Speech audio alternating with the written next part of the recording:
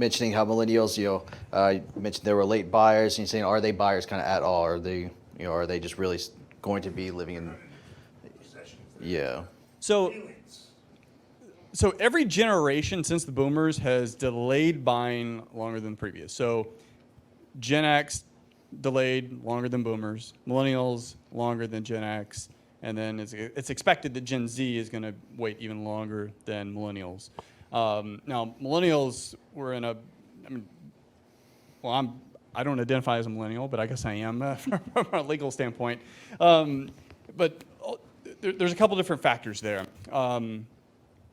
The way the housing crisis, depending on how old you were when that happened, it probably freaked you out a little bit. And the younger part, the younger sector of millennials waited a lot longer than anyone else.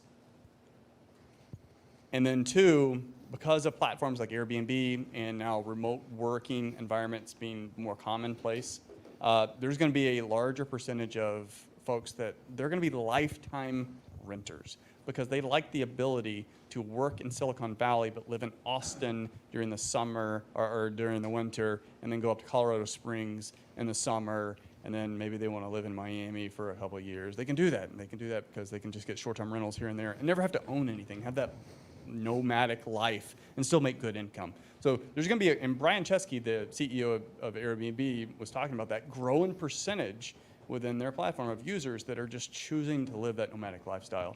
So I think you're going to have two major things happen here. You're going to have that will continue to grow, but it'll still be relatively small. And then you're going to have the affordability problem, which is a much bigger problem because home affordability has been mitigated due to low interest rates. It's a lot easier to pay astronomical prices for houses if interest rates are 2.25%. When they're 6%, not so much. So if you qualified for a $300,000 house in January, like I don't know the math off the top of my head, but you qualify for a much lower priced house today. Therefore, you have to rent. And it's not necessarily, I don't know if that's good or bad for the overall economy, but if you're a landlord, that's good because less buyers, more renters, that's good. Last point I'll make on here is Gen Z, they're just starting to enter the marketplace. They represent 86 million Americans, and they're the largest demographic that we have on record right now. The largest demographic we have on record, with millennials being a short second, is coming onto the housing market. They're going to be looking for homes, most likely to rent. And if you have a home and you got a home to offer them, good quality housing, you can be their landlord and you can take advantage of that. Couple that with low supply.